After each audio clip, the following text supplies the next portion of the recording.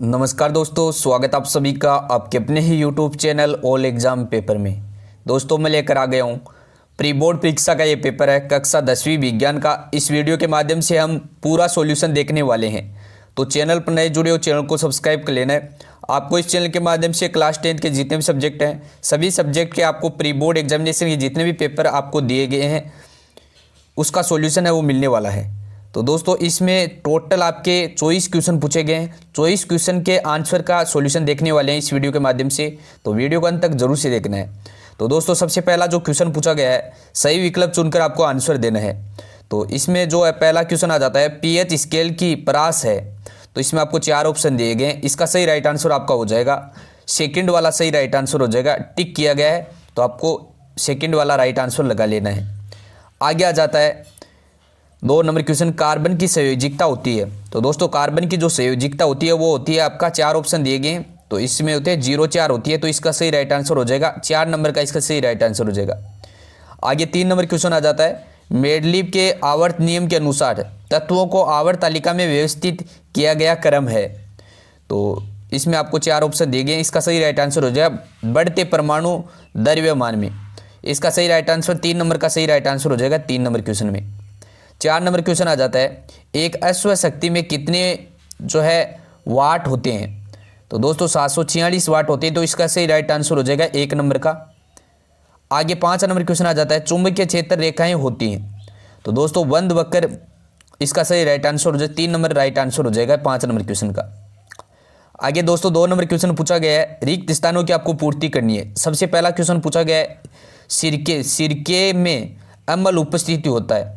तो सिरके में एस्टिक अम्ल उपस्थित होता है, तो इसका राइट आंसर हो जाएगा एस्टिक अम्ल। 2 नंबर क्वेश्चन आ जाता है गोलीय दर्पण की फोकस दूरी उसकी वक्रता त्रिज्या की, इसमें आपको खालिस्तान दिया गया होती है। तो गोलीय दर्पण की फोकस दूरी उसकी वक्रता त्रिज्या है वो आधी होती है, तो आधी इसका राइट आंसर हो जाएगा। 3 नंबर क्वेश्चन आ जाता है एक आदर्श एमीटर का प्रतिरोध कितना होता है। तो इसमें जो 3 नंबर क्वेश्चन का राइट आंसर हो जाएगा 0। 4 नंबर क्वेश्चन आ जाता है विद्युत धारा को यांत्रिक ऊर्जा में बदलने वाला यंत्र है। तो विद्युत धारा को यांत्रिक ऊर्जा में बदलने वाला यंत्र विद्युत मोटर है, तो इसका सही राइट आंसर हो जाएगा विद्युत मोटर। 5 नंबर क्वेश्चन आ जाता है ओजोन परत की हानि पहुंचाने वाला रसायन है। तो CFC हो जाएगा क्लोरोफ्लोरोकार्बन। ओजोन परत की जो हानि पहुंचाने वाला जो रसायन है वो CFC है, क्लोरोफ्लोरोकार्बन है, इसका सही राइट आंसर हो जाएगा क्लोरोफ्लोरोकार्बन। 3 नंबर क्वेश्चन आ जाता है एक वाक्य में आपको उत्तर देना है। सबसे पहला क्वेश्चन आ जाता है रासायनिक अभिक्रिया में भाग लेने वाले पदार्थ कहलाते हैं। तो अभिकारक पदार्थ कहलाते हैं, तो इसका सही राइट आंसर हो जाएगा अभिकारक पहले क्वेश्चन का। 2 नंबर क्वेश्चन में चींटी होती है के डंक में कौन सा अम्ल उपस्थित होता है। जो चींटी होती है उसके डंक में दोस्तों मेथेनोइक अम्ल उपस्थित होता है, तो इसका सही राइट आंसर हो जाएगा मेथेनोइक अम्ल। 3 नंबर क्वेश्चन आ जाता है आनुवंशिक का जनक किन्हें कहा जाता है। तो आनुवंशिकता का जनक कहा जाता है सर ग्रेगर जॉन मेडल को कहा जाता है, तो इसका सही राइट आंसर हो जाएगा sir Gregor John Mendel. 4 number question आ जाता है समतल दर्पण की फोकस दूरी कितनी होती है। तो समतल दर्पण की जो फोकस दूरी है वो अनंत होती है, तो इसका सही राइट आंसर हो जाएगा अनंत। 5 नंबर क्वेश्चन आ जाता है पौधे अपना भोजन किस प्रक्रिया द्वारा बनाते हैं। तो पौधे अपना भोजन प्रकाश संश्लेषण के द्वारा है वो भोजन है बनाते हैं, तो इसका सही राइट आंसर हो जाए प्रकाश संश्लेषण। 4 नंबर क्वेश्चन आ जाता है सही जोड़ी का आपको मिलान करना है। सबसे पहला दिया गया AB आपको आमने सामने दिए गए। सबसे पहला दिया गया पीतरस, पीतरस को आपको मिला देना है वसा से। आगे आपका सेकंड दिया गया ट्रिप्सिन, ट्रिप्सिन को मिला देना है प्रोटीन से। आगे 3 नंबर दिया गया यकृत, यकृत को मिला देना है यूरिया का निर्माण। आगे आपका 4 नंबर दिया गया सौपोषी भोजन, इसको मिला देना है पौधे से। आगे आपको परपोषी भोजन, इसको मिला देना है हिरण से। तो इस प्रकार से आपको मिलान किया हुआ है, तो आप स्क्रीनशॉट ले सकते हैं या अपनी नोटबुक में आप नोट कर सकते हैं। आगे दोस्तों आपके 5 नंबर क्वेश्चन आ जाता है 5 से लेकर जितने भी क्वेश्चन है उसका सॉल्यूशन आपको नीचे की तरफ मिलेगा। तो सबसे मैंने साथ साथ में आपको जो है क्वेश्चन भी साथ साथ में लिखे हुए हैं और आंसर भी साथ साथ में लिखे हैं।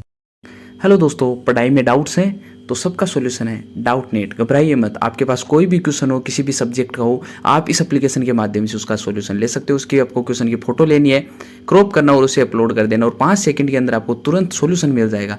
और वो चाहे क्वेश्चन आपका होमवर्क का हो, CBSE का हो, UP बिहार किसी भी स्टेट का, क्वेश्चन हो, उसके अलावा IIT JEE Main advance NEET और 6 से 12 तक किसी भी सब्जेक्ट का क्वेश्चन हो, उस क्वेश्चन का आपको सॉल्यूशन मिल जाएगा। और सब्जेक्ट में जैसे फिजिक्स, केमिस्ट्री, मैथ, बायोलॉजी कोई भी सब्जेक्ट होगी उसका आपको तुरंत आंसर मिल जाएगा। और यहाँ पे कोटा की टॉप फैकल्टी में GB sir, NJ sir, AMN, Prince sir सबके द्वारा और 3 करोड़ स्टूडेंट जिनके द्वारा ट्रस्टेड एप्लीकेशन है, इस पे आप बिल्कुल आसानी से सवालों के जवाब ले सकते हो। लिंक इन डिस्क्रिप्शन चेक जरूर। तो दोस्तों आगे आपका 5 नंबर क्वेश्चन आ जाता है कि दावन सोडा के 2 उपयोग लिखने हैं आपको। पहला इसका उत्तर हो जाएगा, पहला उपयोग लिखना है, इसका प्रयोग कांच, साबुन और कागज उद्योग में होता है। सेकंड आपको उपयोग लिख देना है, इसका उपयोग घरों में साफ सफाई के लिए होता है। आगे दोस्तों 6 नंबर क्वेश्चन आ जाता है, समजातीय श्रेणी किसे कहते हैं, उदाहरण सहित समझाइए। तो इसका उत्तर हो जाएगा कार्बनिक यौगिक की ऐसी श्रेणी जिसमें संरचना तथा रासायनिक गुणों की समानता हो तथा किन्हीं 2 लगातार यौगिकों के बीच -CH2- आपका इकाई और आणविक द्रव्यमान में चौगुना का अंतर हो और समजातीय श्रेणी है वो कहलाती है। तो इस प्रकार से आपको 6 नंबर क्वेश्चन का आंसर लिख देना है। 7 नंबर क्वेश्चन आ जाता है, हीरा तथा ग्रेफाइट प्रकृति में किस रूप में पाए जाते हैं। तो इसका उत्तर हो जाएगा 7 नंबर क्वेश्चन का कि हीरा तथा ग्रेफाइट प्रकृति में कार्बन मुक्त अवस्था में वो पाए जाते हैं। आगे दोस्तों 8 नंबर क्वेश्चन आ जाता है कि न्यूलैंड के अष्टक नियम की क्या सीमाएं हैं। तो इसका उत्तर हो जाएगा कि न्यूलैंड के अष्टक सिद्धांत की सीमाएं निम्न है। पहली लिख देनी है, अष्टक सिद्धांत केवल कैल्शियम तक ही लागू होता था और क्योंकि कैल्शियम के बाद प्रत्येक 8वें तत्व के गुण किए गए जो तत्व के गुण धर्म है वो पहले तत्व से नहीं मिलता था। सेकेंड आपको लिख देना, न्यूलैंड्स के ने कल्पना की है कि प्रकृति में केवल 56 तत्व विद्यमान है और भविष्य में कोई अन्य तत्व नहीं है। आगे 9 नंबर क्वेश्चन आ जाता है दोस्तों कि अमीबा में द्विखंड विधि को लिखिए। तो इसका उत्तर हो जाएगा 9 नंबर क्वेश्चन के अमीबा में द्विखंड विधि का प्रक्रिया वो निम्न है। पहली आपको लिख देनी है, शुरुआत में स्क्यूडोपीडिया को वापस ले लिया गया और शरीर गोल हो जाता है, इससे दोस्तों शरीर गोल हो जाता है।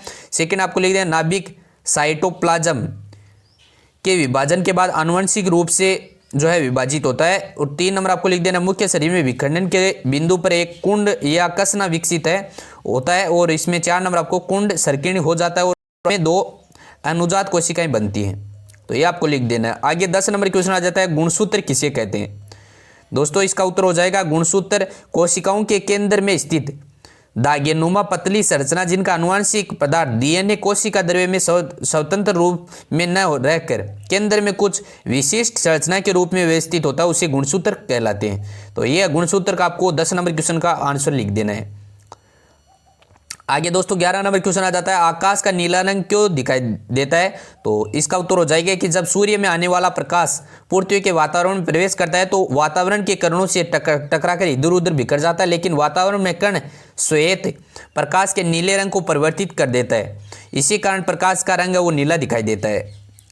आगे 12 नंबर क्वेश्चन आ जाता है, फ्यूज तार किसे कहते हैं। इसका उत्तर हो जाएगा, विद्युत परिपथ को लघुपतन तथा अति भारण से होने वाली हानि से बचाने के लिए विद्युत में तार के श्रेणी क्रम में एक उच्च प्रतिरोध तथा कम गलनांक का तार थोड़ा जोड़ा जाता है और जिसे फ्यूज तार कहते हैं। जब कभी भी फ्यूज तार में अत्यधिक मात्रा में धारा प्रवाहित होती है तो फ्यूज तार गर्म होकर टूट जाता है तथा विद्युत लाइन में धारा प्रवाह रुक जाता है। तो ये आपको लिख देना है विद्युत फ्यूज तार वाला 12 नंबर क्वेश्चन का आंसर। आगे 13 नंबर क्वेश्चन आ जाता है कि 2 चुंबकीय क्षेत्र रेखाएं एक दूसरे को प्रतिच्छेद क्यों नहीं करती हैं। इसका उत्तर हो जाएगा 13 नंबर क्वेश्चन का कि 2 चुंबकीय क्षेत्र रेखाएं एक दूसरे को प्रतिच्छेद नहीं करती हैं क्योंकि प्रतिच्छेद बिंदु पर दीर्घ सूची रखने पर 2 दिशाएं की ओर है वो संकेत करेगा जो संभव नहीं है। आगे दोस्तों 14 नंबर क्वेश्चन आ जाता है कि उत्कृष्ट गैसों को पृथक समूह में क्यों रखा जाता है। तो इसका उत्तर हो जाएगा, उत्कृष्ट गैसों को अलग समूह में रखा गया क्योंकि ये रासायनिक रूप से अक्रिय होती हैं और सभी उत्कृष्ट गैसों में बाह्यतम कोश पूर्णतः भरे होते हैं तथा इनके गुणों में समानताएं पाई जाती हैं। आगे दोस्तों 15 नंबर क्वेश्चन आ जाता है, ऑक्सी व अनोक्सी श्वसन में 3 अंतर आपको लिखने हैं। तो पहला आपको जो आपको स्क्रीन पर देख सकते हैं पूरा का पूरा अंतर अच्छी तरीके से समझाया गया। तो आपको जो है एक ऐसी सारणी बना लेनी है, उसमें पहला अंतर आपको वायवीय श्वसन में ऑक्सी श्वसन में आपको लिख देना है कि यह श्वसन वायु ऑक्सीजन की उपस्थिति में होता है और अवायवीय जो श्वसन होता है यह श्वसन वायु ऑक्सीजन की अनुपस्थिति में होता है। आगे सेकंड वायवीय श्वसन में लिख देना है सेकंड वाला कि यह जो क्रिया है वो कोशिका द्रव्य एवं माइटोकॉन्ड्रिया में घटित का एक पूर्ण होती है। और अवायवीय श्वसन में यह क्रिया केवल कोशिका द्रव्य में घटित एवं पूर्ण होती है। 3 नंबर आपको पॉइंट लिख देना है, इस क्रिया में ग्लूकोज का पूर्ण अपचयन होता है और इस प्रक्रिया में ग्लूकोज का अपूर्ण उपचयन होता है। तो 3 आपको लिख देने, इसमें 5 टोटली समझाई गई, तो आप पूरी भी लिख सकते हैं और जो 3 आप लिख सकते हैं। इसमें आपको 3 पूछी गई है तो 3 अंतर आप लिख सकते हैं। आगे 16 नंबर क्वेश्चन आ जाता है, किसी चालक का प्रतिरोध किन किन कारकों पर निर्भर करता है। तो दोस्तों इसका उत्तर हो जाएगा 16 नंबर क्वेश्चन के, एक चालक का प्रतिरोध निम्न कारकों पर निर्भर करता है। पहला जो करता है वो उसकी लंबाई पर निर्भर करता है, सेकंड वाला उसके अनुप्रस्थ काट का क्षेत्रफल पर निर्भर करता है और थर्ड वाला चालक पदार्थ की प्रकृति पर निर्भर करता है। तो ये 16 नंबर क्वेश्चन का आंसर लिख लेना आपको इस तरीके से। 17 नंबर क्वेश्चन पूछा गया है, फ्लेमिंग के बाएं हाथ का नियम लिखिए। तो इसका उत्तर हो जाएगा, इस नियमानुसार जब हम हमारे बाएं हाथ में अंगूठे मध्य क्या तथा तर्जनी में एक दूसरे को लंबवत व्यवस्थित करते हैं तो तर्जनी चुंबकीय बी की दिशा में मध्यिका चाल में प्रवाहित विद्युत धारा की दिशा को दर्शाता है, तो अंगूठा और चालक तार लगने पर बल F की दिशा को व्यक्त करता है। तो ये आपका 17 नंबर क्वेश्चन का आंसर आपको लिख लेना है। आगे 18 नंबर क्वेश्चन आ जाता है, खाद्य श्रृंखला एवं खाद्य जाल में 3 अंतर आपको लिखने हैं। तो खाद्य श्रृंखला और खाद्य जाल में आपको 3 अंतर लिखने हैं। इसमें टोटली आपके 5 अंतर समझाए गए, तो 3 अंतर आप लिख सकते हैं, स्क्रीनशॉट ले सकते हैं या आप लिख सकते हैं। तो वो सारणी का पूरा आपको स्क्रीनशॉट ले लेना है। आपको ऐसी सारणी बना ली, साइड में आपको खाद्य श्रृंखला और साइड में आपको खाद्य जाल आपको लिख देना है। इस प्रकार से आपको सारणी बना लेनी है। आगे दोस्तों 19 नंबर क्वेश्चन आ जाता है, श्वसन को ऊष्माक्षेपी अभिक्रिया क्यों कहते हैं। इसका उत्तर हो जाएगा 19 नंबर क्वेश्चन, श्वसन को ऊष्माक्षेपी अभिक्रिया 2 कारणों से कहा जाता है। पहला कारण यह है कि क्योंकि ग्लूकोज हमारी कोशिकाओं में उपस्थित ऑक्सीजन के सहयोग कर CO2 को जल बनाता है। सेकंड लिख देना आपको, इस प्रक्रिया में ऊष्मा ऊर्जा को निर्मुक्त होती है। अभिक्रिया इस प्रकार होती है, अभिक्रिया आपको दी गई है तो इसको अभिक्रिया को आपको लिख देना है साथ साथ में। आगे दोस्तों आ जाता है 20 नंबर क्वेश्चन, वास्तविक तथा आभासी प्रतिबिंब में आपको अंतर लिखना है। तो इसका उत्तर आपको लिखना है, यह आपको सारणी बना लेनी है। वास्तविक प्रतिबिंब में आपको लिख देना है, किसी बिंदु स्रोत से निकली हुई किरण पुंज अपवर्तन के बाद जिस बिंदु पर मिलती है उसे वास्तविक प्रतिबिंब कहते हैं। और वास्तविक प्रतिबिंब में इस पर्दे पर जरा उतारा जा सकता है, इसे पर्दे पर उतारा जा सकता है। और आपको 3 नंबर आपको लिख देना अंतर, यह हमेशा उल्टा होता है। अब आभासी प्रतिबिंब की बात करेंगे। आभासी प्रतिबिंब किसी बिंदु स्रोत से निकली हुई किरण पुंज अपवर्तन के बाद जिस बिंदु में अपसृत होती हुई परिवर्तित होती है उससे हम आभासी प्रतिबिंब कहते हैं। इसे पर्दे पर उतारा नहीं जा सकता है और यह हमेशा सीधा होता है। तो ये था दोस्तों वास्तविक और आभासी में अंतर, आपको इस तरीके से लिख देना है। 21 नंबर क्वेश्चन आ जाता है, सूर्योदय एवं सूर्यास्त के समय सूर्य रक्तताप क्यों होता है। तो इसका उत्तर हो जाएगा, सूर्य उदय के समय सूर्य क्षितिज के पास होता है जहां से आने वाली प्रकाश को वायुमंडल की मोटी परतों से होकर गुजरना पड़ता है तथा अधिक दूरी तय करनी पड़ती है। नीले तथा कम तरंगदैर्ध्य के प्रकाश का अधिकांश भाग किरणों द्वारा जो है प्रकीर्णित हो जाता है और सिर्फ अधिक तरंगदैर्ध्य वाले प्रकाश जैसे लाल रंगी हम तक पहुंचता है और अतः सूर्य रक्तताप प्रतीत होता है। तो ये आपको लिख देना है 21 नंबर क्वेश्चन का राइट आंसर। 22 नंबर क्वेश्चन आ जाता है, धातु एवं अधातु के भौतिक गुणों के विभेद को आपको लिखना है।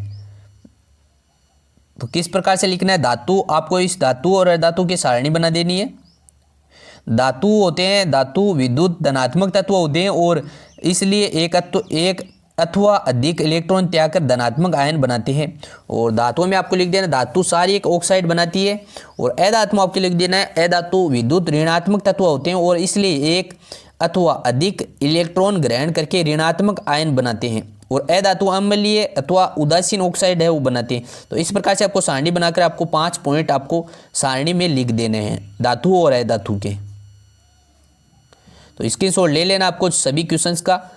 आगे 23 नंबर क्वेश्चन आ जाए, स्व परागण और पर परागण में 5 अंतर आपको लिखने हैं। तो 23 नंबर क्वेश्चन में स्व परागण और पर परागण में आपको अंतर लिखने 5। तो पहला स्व परागण में पहला अंतर लिखना है, पुष्प या द्विलिंगी होना आवश्यक है। सेकंड आपको लिख देना नर और मादा भाग में जो पुमंग ज्यांग एवं साथ वो परिपक्व होने आवश्यक हैं। और इसमें 3 नंबर आपको लिख देना है, पुंगेश्वर स्त्रीकेसर पुष्प में इस प्रकार स्थित होते हैं जिसे परागण आसानी से वर्तिग्राह पर पहुंच जाए।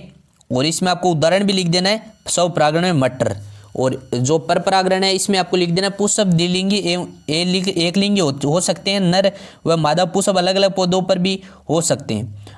अधिकतर अवस्था में नर तथा मादा भाग अलग अलग परिवर्तित होते हैं। तो इसमें आपको उदाहरण लिख देना, पर परागण में आपको उदाहरण लिख देना गुलाब। तो इसका सारणी आपको इसी प्रकार से बनाकर आपको जो है आपको पूरी की पूरी आपको लिख देनी है। आगे 24 नंबर क्वेश्चन आ जाता है, लास्ट क्वेश्चन आ जाता है कि मेंडल ने मटर के पौधे का चुनाव किन कारणों से वो किया था। तो इसका उत्तर हो जाएगा 24 नंबर क्वेश्चन का, मेंडल ने अपने प्रयोगों के लिए मटर के पौधे का चुनाव इसलिए किया था क्योंकि मटर का पौधा आसानी से उपलब्ध हो जाता था। यह एक साल में कई बार लगाया जा सकता था और इनके पुष्प आकार के बड़े और अधिक परागण क्षमता वाले होते थे। इनमें परागण को आसानी से वो किया जा सकता था और मटर के पौधे आसानी से बड़े हो जाते थे और इनका अध्ययन करना भी अत्यधिक सरल था। तो दोस्तों ये था कक्षा 10वीं का विज्ञान का पूरा सॉल्यूशन मैंने बता दिया है। आपको इसकी पीडीएफ चाहिए तो डिस्क्रिप्शन में लिंक है, टेलीग्राम ग्रुप को ज्वाइन कर लीजिए, वहाँ पर आपको पीडीएफ मिल जाएगी। ये प्री बोर्ड एग्जामिनेशन का ये पेपर है। तो इसमें आपको जो है आपके स्कूल से जो आपको जो कॉपी दी गई है उसमें आपको लिखना है। तो ये प्री बोर्ड परीक्षा का कक्षा 10वीं विज्ञान का ये पेपर का मैंने पूरा सॉल्यूशन है वो बता दिया है। तो अभी इसी तरीके से आपको लिख लेने, पूरे 100 में से 100 में नंबर आपको मिलने वाले हैं इस प्री बोर्ड में।